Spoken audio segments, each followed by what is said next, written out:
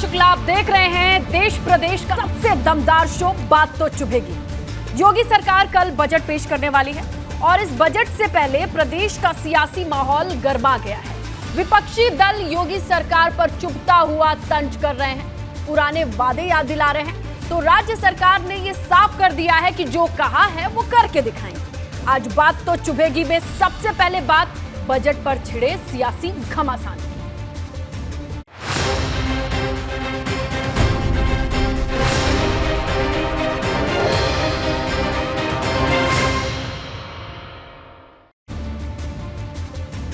अगले साल लोकसभा चुनाव होने वाले हैं, ऐसे में कल पेश होने वाले यूपी के बजट पर इसकी छाप साफ तौर पर दिखने वाली है। इसमें बड़े ऐलान हो सकते हैं।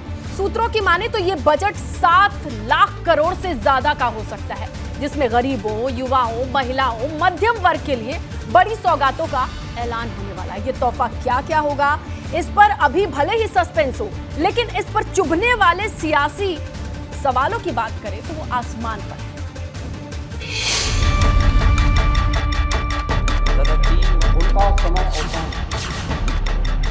सियासी अखाड़े में बजट पर महादंगल।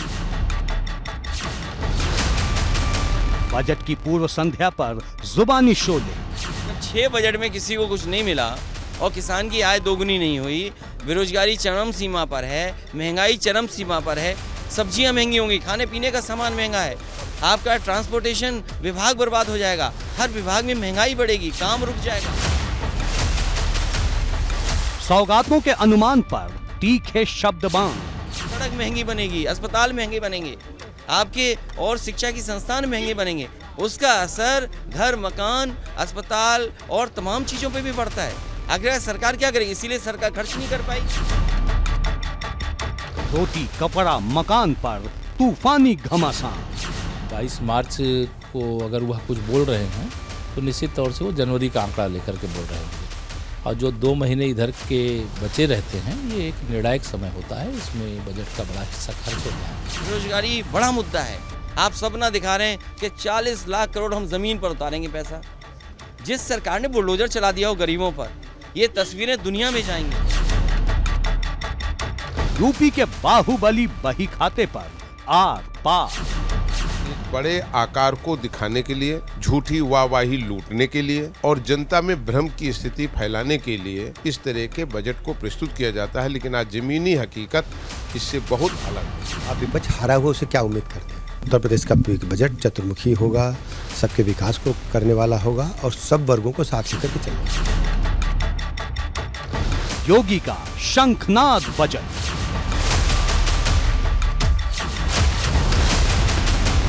अखिलेश का $1 ट्रिलियन अटैक।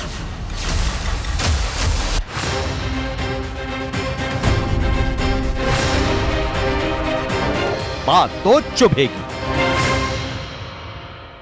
भाजपा ने पिछले साल हुए विधानसभा चुनाव में जो वादे किए थे उसकी फेहरिस्त लेकर विपक्षी दल तैयार बैठा है। ये पूछ रहा है कि गरीबों को हर होली दिवाली पर एक मुफ्त गैस सिलेंडर देने वाला वादा याद है या भूल गए? सपा का ये सवाल बीजेपी को चुभ गया। डिप्टी सीएम केशव प्रसाद मौर्य ने कहा, अगर कोई सोचे कि अखिलेश यादव को मुफ्त सिलेंडर मिलेगा तो जान ले ऐसा नहीं होने वाला है। सिर्फ गरीबों के लिए ही ये व्यवस्था की जा सकती है। ये सियासी पलटवार के साथ ही कल होने वाले संभावित ऐलान को लेकर बड़ा संकेत भी है।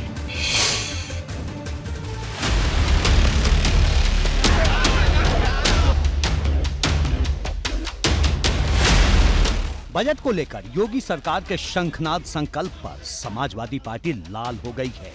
भाजपा सरकार का दावा है कि समाज के हर तबके को बड़ी सौगात देने की तैयारी हो चुकी है, तो अखिलेश यादव ने चुभता हुआ तंज कर डाला है। आरोप है कि महंगाई ने हर घर का बजट फेल कर दिया है और अब योगी सरकार से उसे कोई उम्मीद ही नहीं बची।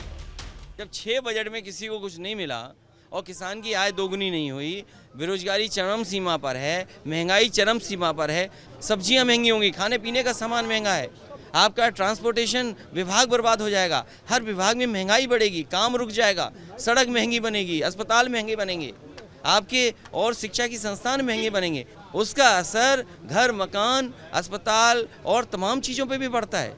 आखिर सरकार क्या करेगी? इसीलिए सरकार खर्च नहीं कर पाई।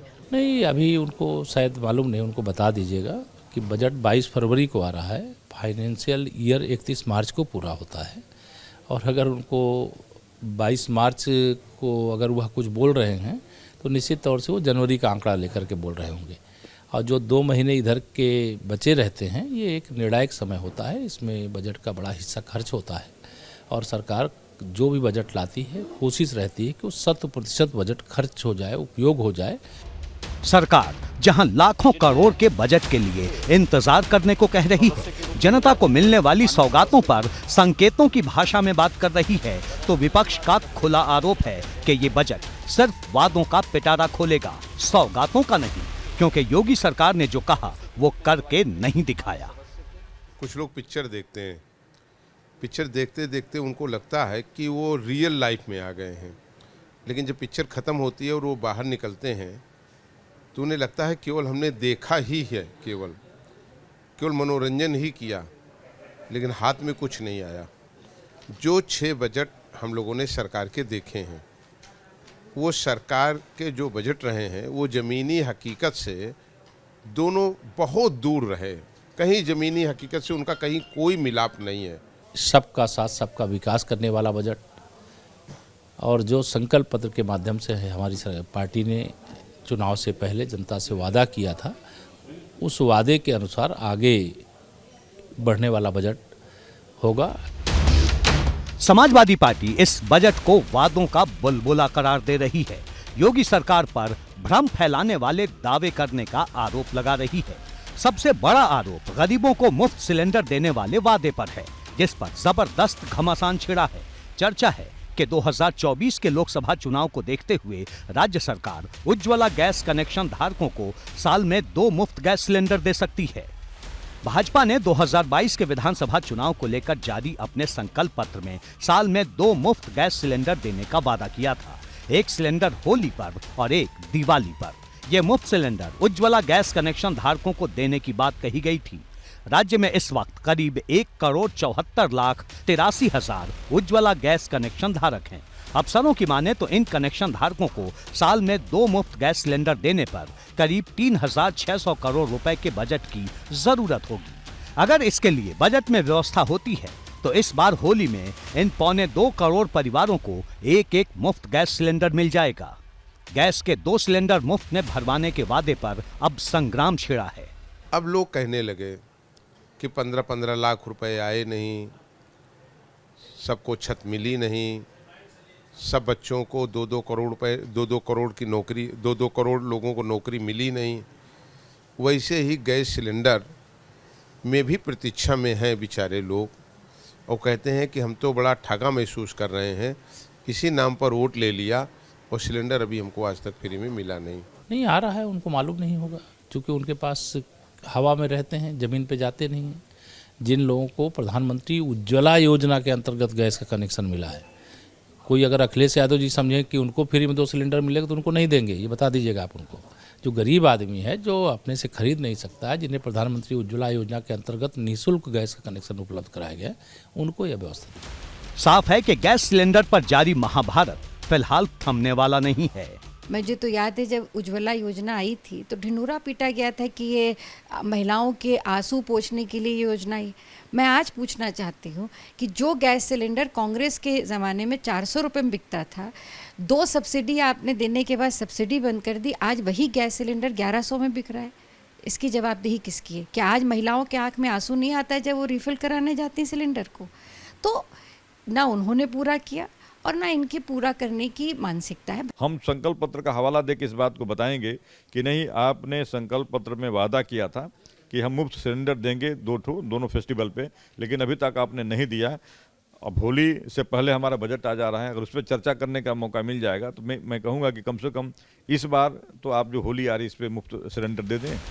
अब सबकी नजर इस बात पर है कि गरीबों के लिए मुफ्त गैस सिलेंडर को लेकर योगी सरकार अपने इस बजट में क्या ऐलान करती है। एबीपी गंगा के लिए लखनऊ से शैलेश अरोड़ा के साथ ब्यूरो रिपोर्ट।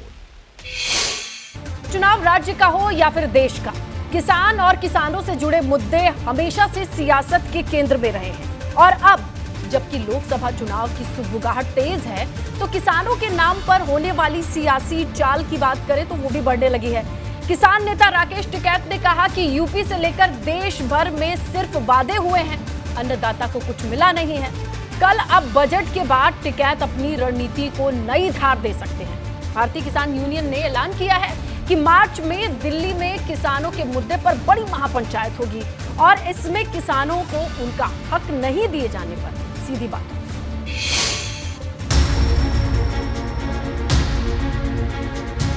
योगी सरकार का दावा रहा है कि किसानों के लिए उसने सबसे ज्यादा काम किया, उनके नाम सबसे ज्यादा सौगातें दी गईं। लेकिन भारतीय किसान यूनियन ने बजट से पहले ही ऐसे किसानों के लिए निराशाजनक बता दिया। आरोप है कि यूपी में किसानों के हितों को ताक पर रखा गया है। इन दिल्ली वालों ने दिया, ऐसे ही ये देंगे भाई। इनको लेकर आना चाहिए कि पानी पे हमारी क्या योजना है, पानी हम हर खेत को पानी देंगे, उस पर काम करना चाहिए। फसलों के दाम पे करना चाहिए, किस चीज पे लेकर आएंगे कल ही पता चलेगा। आगरा पहुंचे राकेश टिकैत से जब एमएसपी और बुधवार को पेश होने वाले योगी सरकार के बजट को लेकर सवाल किया गया तो उन्होंने साफ कहा कि भाजपा सरकार किसानों को उनका हक नहीं दे रही। किसानों का नाम लेते रहेंगे जब मूवमेंट चल रहा है तो उससे ये तो है कि सारी सरकार किसानों का नाम ले रही है, लेकिन किसानों पे काम उस हिसाब से नहीं हो रहे। देखो, जब तक एमएसपी गारंटी कानून देश में नहीं बनेगा उसमें तो बजट की भी जरूरत नहीं, आप वो तो कानून बनाना, लेकिन ये कुछ नहीं करेंगे, ये वैसे ही लोगों को बहकाते रहेंगे। हॉर्टिकल्चर में इसमें क्या इनको करना है, कुछ नहीं देंगे, सिर्फ कागजों में ये काम करते हैं। मतलब किसानों के मुद्दे पर देश की सियासत का पारा चढ़ाने की तैयारी है, क्योंकि राकेश टिकैत यही नहीं रुके। उन्होंने भाजपा सरकार पर चुभने वाला वार किया, कहा देश नागपुर की पॉलिसी से चल रहा है। भाई, सरकार अपने काम पर लग रही कि इनको हिंदू मुस्लिम कैसे बनाया जा, इनको छोटा बड़ा कैसे बनाया जा, एक जाति को दूसरी जाति से कैसे लड़ाया जा। नागपुर पॉलिसी देश में चल रही है। थोड़ा बता दीजिए सर जनता को, क्या है नागपुर पॉलिसी? नागपुर पॉलिसी है कि पूरा डिसीजन वहाँ से ही होकर आता है, उसी पे ये काम चल रहे। जब जब पॉलिटिक्स धर्म पर हावी होगी तो यही हाल होंगे। राकेश टिकैत के इस बयान ने किसान केंद्रित राजनीति की रफ्तार बढ़ा दी है, क्योंकि राकेश टिकैत ने भाजपा सरकार को निशाना बनाया है, लिहाजा भाजपा ने भी पलटवार में देर नहीं की। राकेश टिकैत के बयान पर केंद्रीय सहकारिता राज्य मंत्री बीएल वर्मा ने कहा, केंद्रीय बजट में किसानों के लिए कई ऐलान किए गए हैं, लेकिन कुछ लोगों को ये दिखाई नहीं देता। जिन लोगों ने देखने की अगर निगाहें उनकी ठीक नहीं है, उनको चश्मा लगाना चाहिए। बजट में जिस तरह से आदरणीय वित्त मंत्री जी ने मैं कह सकता हूं किसी भी वर्ग को छोड़ा नहीं है जिनके लिए दिया नहीं, तो मैं कह सकता हूं कि किसी के कहने से नहीं, लेकिन आज चाहे हमारा लघु किसान हो, सीमांत किसान हो, पूरी तरह से आदरणीय प्रधानमंत्री मोदी जी के साथ है। और जिस तरह से बजट हमारा केंद्र में आया है उसी तर्ज पर हम उत्तर प्रदेश में भी एक शानदार बजट पेश करने वाले। मतलब साफ है कि 2024 के लोकसभा चुनाव से पहले किसानों का मुद्दा बड़ा होने वाला है। इसकी झलक बुधवार को पेश होने वाले योगी सरकार के बजट में भी दिख सकती है। एबीपी गंगा के लिए दिल्ली से अविनाश तिवारी और आगरा से नितिन उपाध्याय के साथ ब्यूरो रिपोर्ट। बात अखिलेश यादव पर सपा से निकाली गई ऋचा सिंह के लेटर बम की। ऋचा सिंह ने खुद को पार्टी से निकाले जाने को अवैध बताया है। उनका आरोप है कि सपा ने खुद अपने संविधान को ताक पर रखकर यह फैसला लिया है। सपा की पूर्ण प्रवक्ता ऋचा सिंह ने चुनाव आयोग को चिट्ठी लिखकर कार्रवाई को गलत ठहराया है। उन्होंने इस फैसले के खिलाफ सपा पर कार्रवाई की मांग भी की है।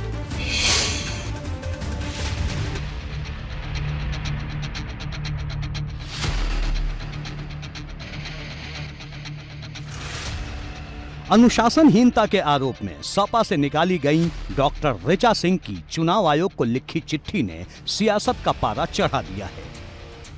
दरअसल सपा की पूर्व प्रवक्ता डॉक्टर ऋचा सिंह ने अपनी चिट्ठी में खुद को निकालने के सपा के फैसले को गलत ठहराया है। ऋचा सिंह ने चुनाव आयोग को भेजी गई चिट्ठी में लिखा है कि निष्कासन से पहले उन्हें नोटिस जारी नहीं किया गया, न ही उन्हें अपना पक्ष रखने का मौका दिया गया। पार्टी ने कोई चेतावनी भी नहीं दी। सपा नेतृत्व ने पार्टी के संविधान के आर्टिकल 30 का पालन नहीं किया। पार्टी का भी जो संविधान जिसकी धारा 30 ये कहती है कि किसी का भी निष्कासन करने से पहले आपको कारण बताना पड़ेगा, तो किसी कारण को बिना बताए, बिना किसी नोटिस को जारी किए हुए हम लोगों का निष्कासन कर दिया गया। देखिए, सवाल निष्कासन का नहीं है, सवाल निष्कासन की प्रक्रिया जो अपमानजनक तरीके से अपनाई गई और जो कॉन्स्टिट्यूशन के विरोध के में जाके अपनाई गई उसका है। ऋचा सिंह ने चुनाव आयोग को भेजी चिट्ठी के साथ समाजवादी पार्टी के संविधान के आर्टिकल 30 की कॉपी भी भेजी है, जिसके मुताबिक अनुशासनहीनता के मामलों में राष्ट्रीय अध्यक्ष को 3 सदस्यीय समिति गठित करनी होगी। समिति में अध्यक्ष के अलावा 2 सदस्य होंगे। समिति की रिपोर्ट के आधार पर पार्टी अध्यक्ष को कार्रवाई का अधिकार है। मैंने चुनाव आयोग से कहा है कि मुझे न तो कोई चेतावनी दी गई, ना मुझे कोई नोटिस इशू किया गया, ना मुझे अपना पक्ष रखने का मौका दिया गया, और ना ही अभी तक समाजवादी पार्टी ने किसी भी लेटर हेड पे राष्ट्रीय अध्यक्ष के सिग्नेचर के द्वारा मुझे ये कारण बताया कि मेरा निष्कासन क्यों किया गया। तो ये एक जो इस देश का नागरिक है, जिसके फंडामेंटल राइट्स हैं, नैसर्गिक न्याय का सिद्धांत है, ये उसके विपरीत है। ऋचा सिंह का आरोप है कि समाजवादी पार्टी में आंतरिक लोकतंत्र नहीं है और उन पर मनमाने तरीके से कार्रवाई की गई। ऋचा सिंह ने सपा पर राजनीतिक दलों के लिए बनाए गए नियमों और प्रावधानों के आधार पर कार्रवाई की मांग की है। इस संबंध में ऋचा सिंह ने चुनाव आयोग की राजनीतिक दलों के लिए गाइडलाइन का एक पेज अपने ट्विटर अकाउंट पर शेयर किया है, जिसमें जिक्र है कि राजनीतिक दलों को भारतीय संविधान के अनुरूप आंतरिक लोकतंत्र का पालन करना होगा। अब सबकी नजर चुनाव आयोग के फैसले पर है। एबीपी गंगा के लिए प्रयागराज से मोहम्मद मोइन के साथ ब्यूरो रिपोर्ट। बात एक अलर्ट करने वाली खबर की। यूपी समेत 7 राज्यों में एनआईए की छापेमारी से आज हड़कंप मच गया। यूपी, पंजाब, हरियाणा सहित 7 प्रदेशों में 70 से ज्यादा ठिकानों पर आज छापेमारी हुई। एनआईए की टीम टेरर फंडिंग के गैंगस्टर कनेक्शन को खंगालने पहुंची थी। कुछ मामलों की जांच में एनआईए की यह आशंका मजबूत हुई है कि अब आतंकी संगठन गैंगस्टर के जरिए बड़ी साजिश को अंजाम देने में जुटे हैं। इसीलिए एक दिन एक साथ 70 जगहों पर धुआंधार छापे डाले गए।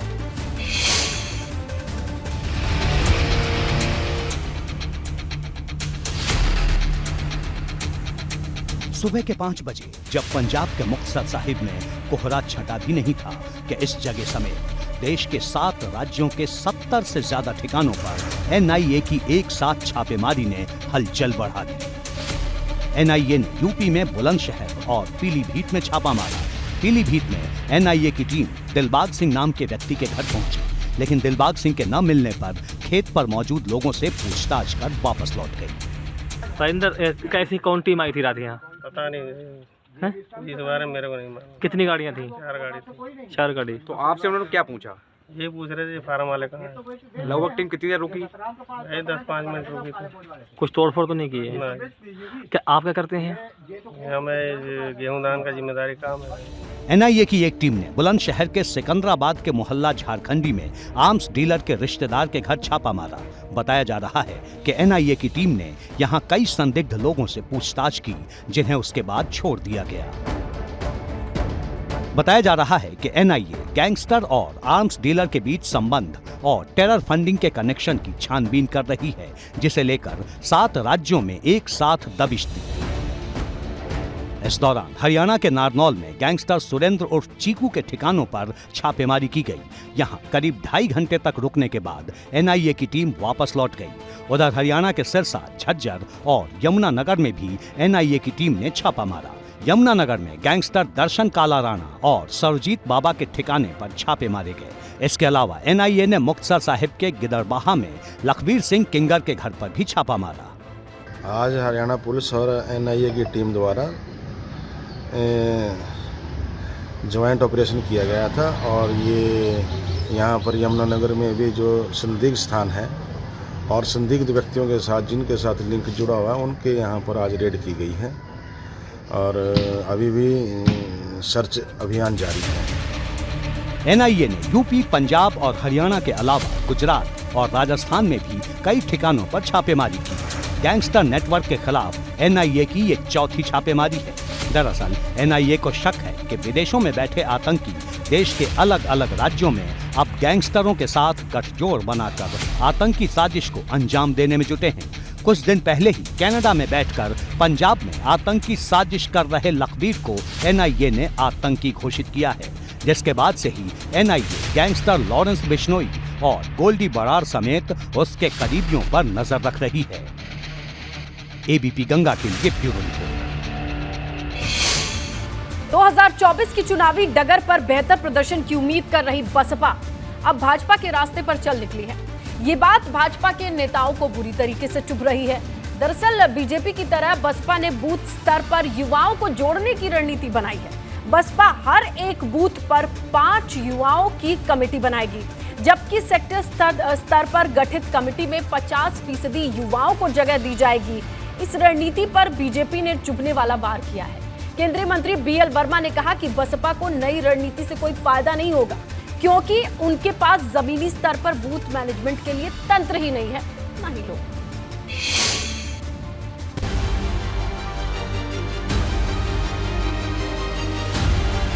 बसपा ने ऐलान किया है कि अब हर बूथ पर उसके साथ यूथ की ताकत दिखेगी। हर मतदान केंद्र पर 5 युवाओं की टीम बनाने के पार्टी के ऐलान पर भाजपा ने चुभता हुआ तंज किया। बीएसपी का नाम तो बहुजन है, पार्टी एक जन बन के रह गई है, तो मुझे नहीं लगता वो भाजपा की जो तर्ज पर काम करना चाहते हैं उनका काम पूरा हो पाएगा। लेकिन मैं कहूँगा कि भाजपा मुस्तैदी से जिस तरह कार्यकर्ता काम करते हैं वो काम करते रहेंगे और आने वाले समय में कोई भी चुनाव हो, जैसे जिताने का काम किया है उससे भी ज़्यादा बहुमत के साथ जिताने का काम करेंगे।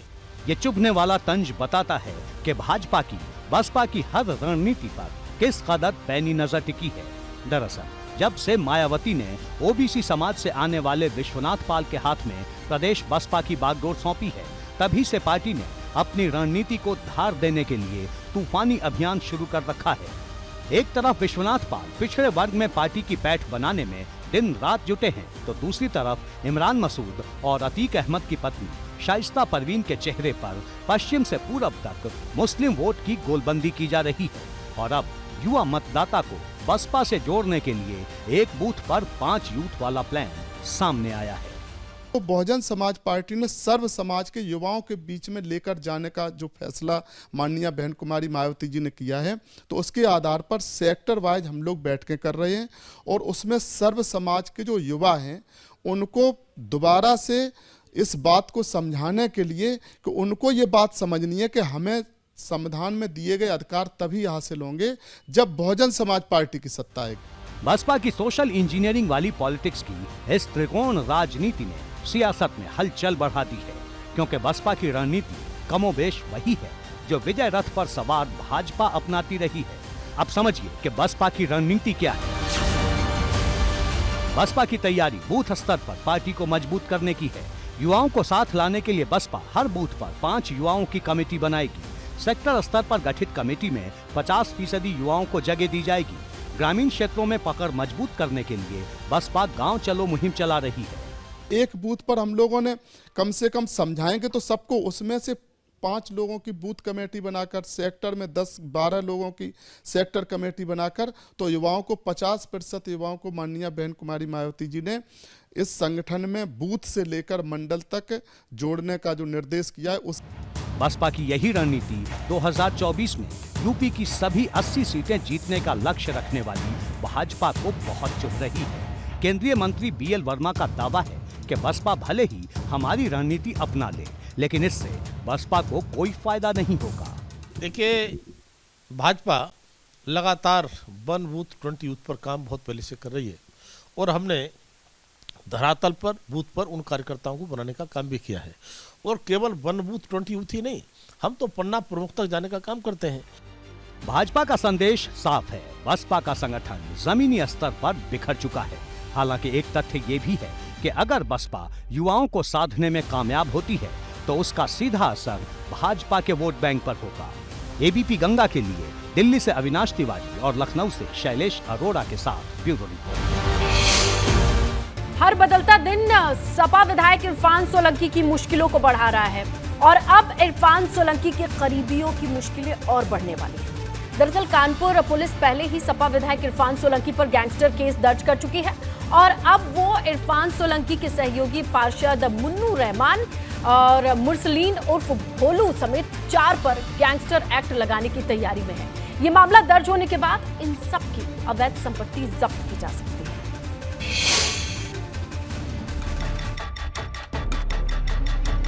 सपा विधायक इरफान सोलंकी के चारों तरफ मुश्किलों की ऐसी बाड़बंदी हो रही है कि जिधर भी बचने के लिए जाएं, कांटा चुभना तय है। अब नया संकट इरफान के 4 करीबियों पर गैंगस्टर एक्ट के तहत केस दर्ज होने का है।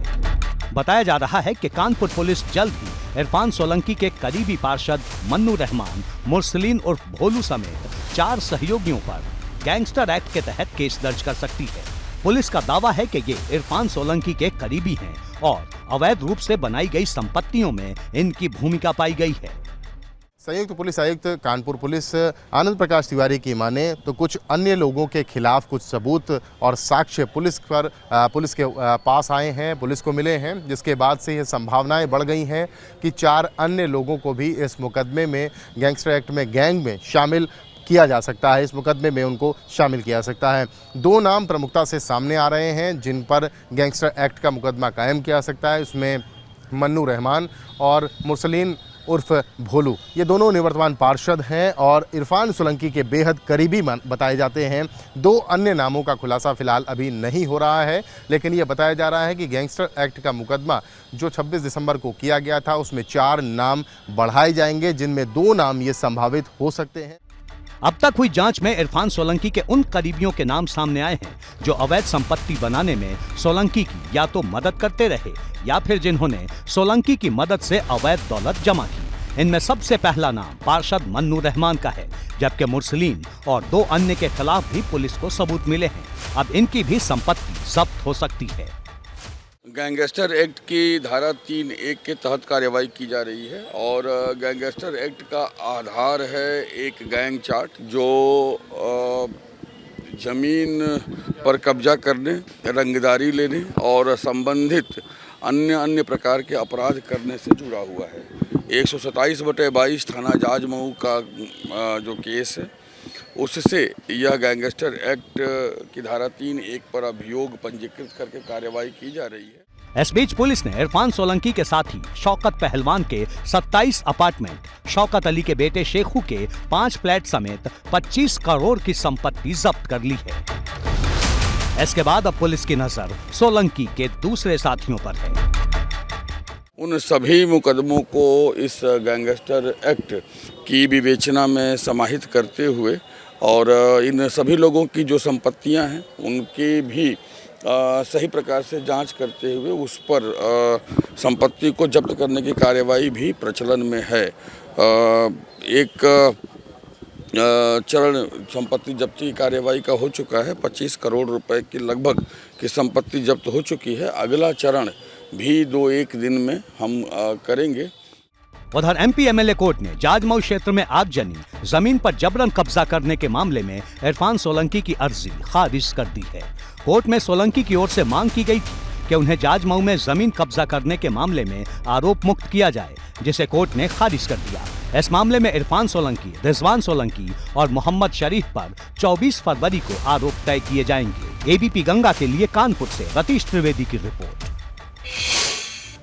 कासगंज जेल में बंद विधायक अब्बास अंसारी की निगरानी के लिए जेल प्रशासन ने चौकसी बढ़ा दी है। जमीन से आसमान तक चौकसी के लिए ड्रोन की तैनाती की गई है। तो जेल के वार्ड की निगरानी करने वाले बंदी रक्षकों को बॉडी वॉर्न कैमरे दिए गए हैं, जिससे अब्बास अंसारी की हर एक हरकत पर अच्छी तरीके से नजर रखी जा सके। इसी बीच अब्बास अंसारी को हाईकोर्ट से बड़ा झटका लगा है। हाईकोर्ट ने मऊ में अब्बास अंसारी और उसके भाई उमर अंसारी के 2 मंजिला मकान को ध्वस्त करने के एक्शन को चुनौती देने वाली याचिका खारिज कर दी।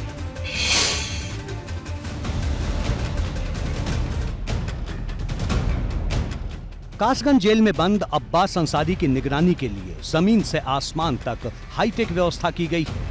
चित्रकूट जेल में अब्बास अंसारी की पत्नी को अधिकारियों से मिली भगत कर नियमों का उल्लंघन करने पर पकड़ा गया था, जिसके बाद से न सिर्फ अब्बास अंसारी को कासगंज जेल में शिफ्ट किया गया, बल्कि जेल की सुरक्षा को लेकर प्रशासन भी अलर्ट है। कासगंज जेल में प्रशासन ने चौकसी बढ़ा दी है। जेल की निगरानी के लिए ड्रोन कैमरा मुहैया करवाया गया है, जो आसमान से जेल पर नजर रखेगा। उधर अब्बास अंसारी की निगरानी कर रहे बंदी रक्षकों को बॉडी वॉर्न कैमरे दिए गए हैं। डीजी सर के आदेश से एक ड्रोन कैमरा और 5 बॉडी वार्न कैमरा आया है और उसकी निगरानी, उसी के माध्यम से इन लोगों की निगरानी की जा रही है 24 आवर।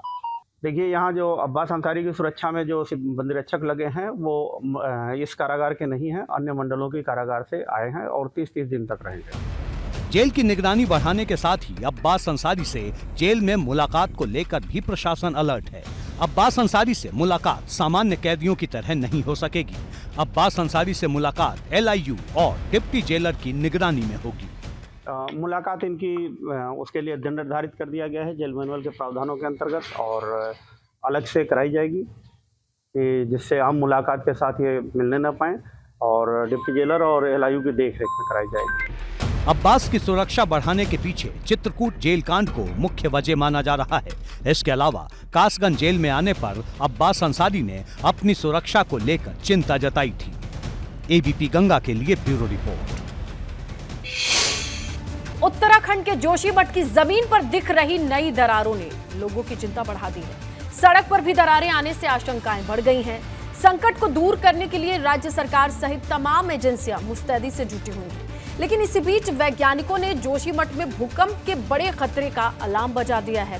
वैज्ञानिकों के मुताबिक उत्तराखंड में सीरिया और तुर्की की तरफ भूकंप आने का खतरा बना हुआ है।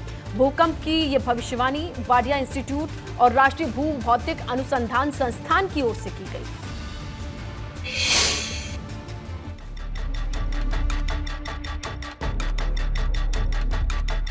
मकान धंस रहे हैं, जमीन दरक रही है और बढ़ती दरारों से बद्रीनाथ हाईवे पर बने 20 से 25 फीट गहरे गड्ढे डराने लगे हैं। बद्रीनाथ हाईवे जोशीमठ से मारवाड़ी तक लंबी लंबी दरारें दिख रही हैं। सिंघधार क्षेत्र में 4 मकान दरार के बढ़ने से जमींदोज हो गए हैं। इन तस्वीरों ने शासन प्रशासन की चिंता बढ़ा दी है। जोशीमठ के बद्रीनाथ नेशनल हाईवे पर 2 बड़े बड़े गड्ढे होने के बाद यहां आने वाले तीर्थ यात्रियों की आशंकाएं भी बढ़ गईं। अब इसे भरने का काम तेज है। बद्रीनाथ धाम की यात्रा 27 अप्रैल से शुरू हो रही है। इससे पहले हर संकट दूर करने के लिए तेजी से कदम उठाए जा रहे हैं। नेशनल हाईवे पे दरारों की बात की जा रही थी। मेरे और BRO के अधिकारियों के द्वारा उनका निरीक्षण किया गया है। तो ये वही दरारें हैं जो कि रेगुलर होती रहती हैं और ये बहुत ज़्यादा इनसे कोई रोड को क्षति की संभावना नहीं है, क्योंकि जैसे ही कहीं पर दरार की सूचना आ रही है या टीम के द्वारा देखा जा रहा है तो तत्काल उसमें, जैसे आप देख सकते हैं, उसमें रिपेयर के काम किए जा रहे हैं। इस बीच Wadia institute of Himalayan geology के डायरेक्टर कालाचंद सेन ने बड़ी भविष्यवाणी की है। उनके मुताबिक उत्तराखंड में बड़े भूकंप का खतरा टला नहीं है। बट इस तरह का अर्थक्वेक अगर इस रीजन में आया, नॉट ओनली उत्तराखंड से 300 किलोमीटर दूर साउथ वार्ड में जो दिल्ली एनसीआर रीजन है, वहाँ पर टॉल राइजिंग बिल्डिंग है, उसके भी हमारा इम्पैक्ट गिरने का और इसके ऊपर इम्पैक्ट होने का संभावना है। तो we have to be very very careful. Wadia institute के डायरेक्टर कालाचंद सेन ने जो भविष्यवाणी की है, वही भविष्यवाणी राष्ट्रीय भू भौतिक अनुसंधान संस्थान की ओर से जारी की गई है। संस्थान के मुताबिक उत्तराखंड में रिक्टर स्केल पर 6.4 की तीव्रता का भूकंप आ सकता है। हालांकि दोनों ही संस्थानों की ओर से इस बात की पुष्टि नहीं की गई है कि उत्तराखंड में भूकंप कब तक आ सकता है। फिलहाल हिमालय क्षेत्रों में बनाए गए 80 भूकंपीय स्टेशनों के जरिए जमीन के अंदर हलचल की रियल टाइम निगरानी की जा रही है। ABP गंगा के लिए ब्यूरो रिपोर्ट।